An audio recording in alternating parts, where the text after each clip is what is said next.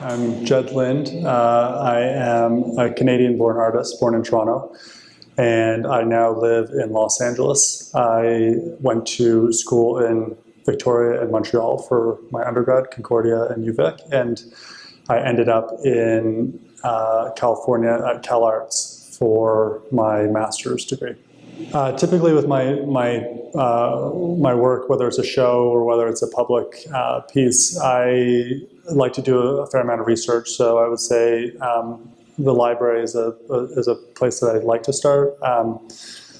The library is filled with obviously original information and paths and threads that you can follow. And so my practice is information-based and research-based, and then I try to weave it into or find a narrative that expresses what I'm trying to get at. So I often will look for a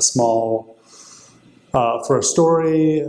In this case of this piece that's here, Gold, Silver, and Lead, it was an endorsement by Buckminster Fuller in an advertisement. It may be a story about an individual who has used a satellite receiver to broadcast or pirate a message, Bossian Otter. There's just a number of references I've used. And so I'll look at these particular moments and these particular tales and then try to weave those into a conceptual framework that then describes feelings or concerns that I may have about the environment or humanity or society. So it starts with research, and then there's a sourcing period. I like to use found objects. In this piece, in public pieces, it's a little less. It's not really. It's not as possible as being in a controlled gallery or museum.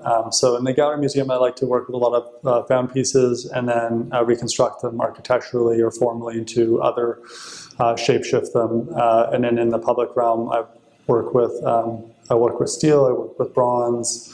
I'm trying to think of all the steel and bronze, I would say, are the two pieces that I use in both casting and fabricating. So.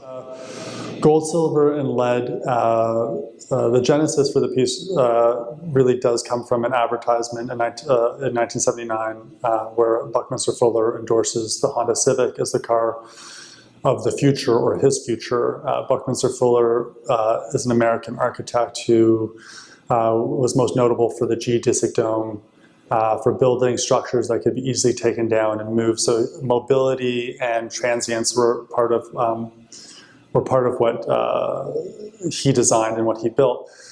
So when I was looking at this ad, the ad was in reaction, or excuse me, the design of this car was a reaction to the 1973 and the 1979 fuel crisis.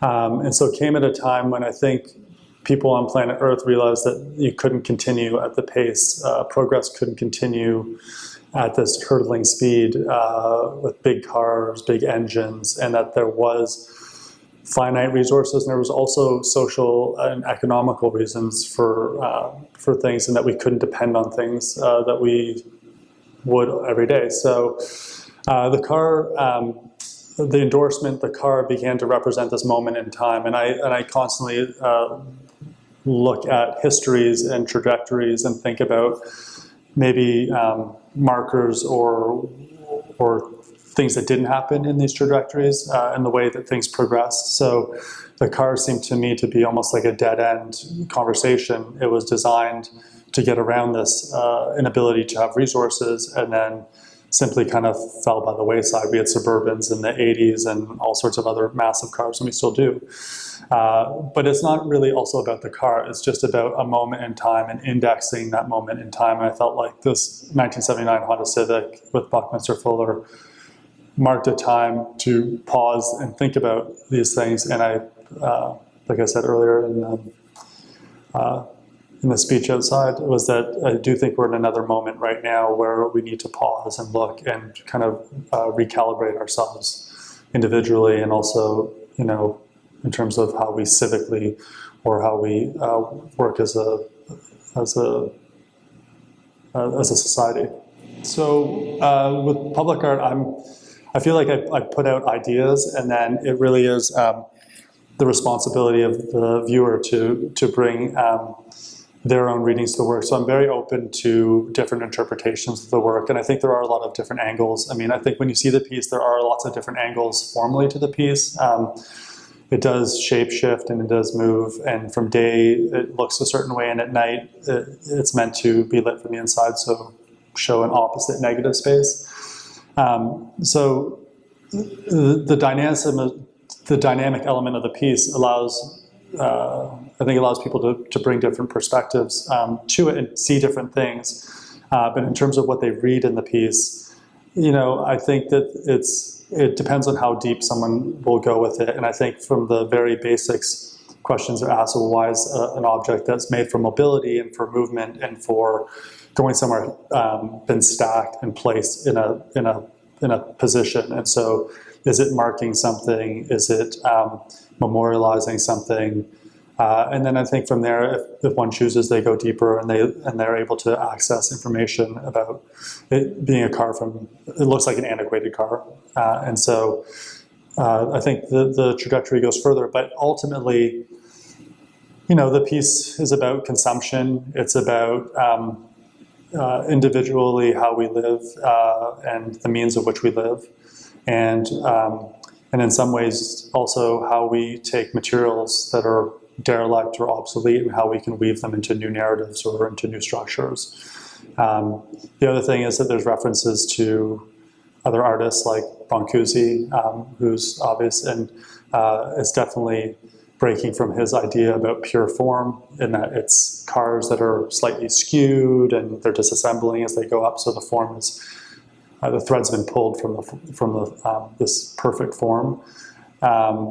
There's also Muybridge, and there's the futurists who were trying to capture things in motion and to understand what motion was and speed and progress. So I feel like they're all kind of, those guys are all, not guys, but those artists and those movements are all within my practice and things that I look at for this piece and other pieces. The first advice I would have for an artist, a young artist, is that ultimately I'm one that believes that you really should feel connected to your work in some ways. I mean, it's not always the case, but I think there's always the feeling, that connection, and that you're doing something to elicit and create confrontation or thought, and to possibly leave the world socially more conscious or something. But from a public art standpoint, I think Canada is very fortunate in that they're very supportive of the public arts, whether it's in the private or the public domain. I really enjoy working, obviously, in the more public domain. I've also worked in the private domain, which is meaning that developments are hiring you to make a work for them. But I think it's as a sculptor, it's a really important part of I think working in Canada and showing in Canada, because it keeps, ultimately, I didn't come to public art immediately. I was kind of asked to do pieces. I was doing a lot of large scale pieces in museums and galleries, and my work translated, I think, well to that platform. But ultimately, what was great about it is that it gave me more time in my studio. So it was these long-term projects where I got to meet fabricators, I got to get involved with people outside of my studio, I got to understand engineering and architecture, things that I was already interested in my practice, but in real life. And so I think it's a very beneficial thing, but I think it has to, at least for me personally, it has to be balanced with a studio side, because it's what's right for me, because I need to have those conversations in a gallery, and I also enjoy having the conversations outside of the gallery. Public art, the nice thing about it is it makes you realize that there's a world outside the studio, and the studio is such a private part of an artist's practice. It's you're all alone, you're doing your thing, but in my opinion, for me, it was having too much time on my own. I really needed to be with other people and to be working outside, and not always in a conceptual way, but sometimes in just a problem-solving way, or figuring out things from an engineering standpoint. It was just it's a really great counterpoint to a studio practice to be working in the public field, meeting with people, and not always with people that are within the same circle, because then you'll find that the dialogue starts to go outside of yourself, and you give up control, which is a great thing as an artist.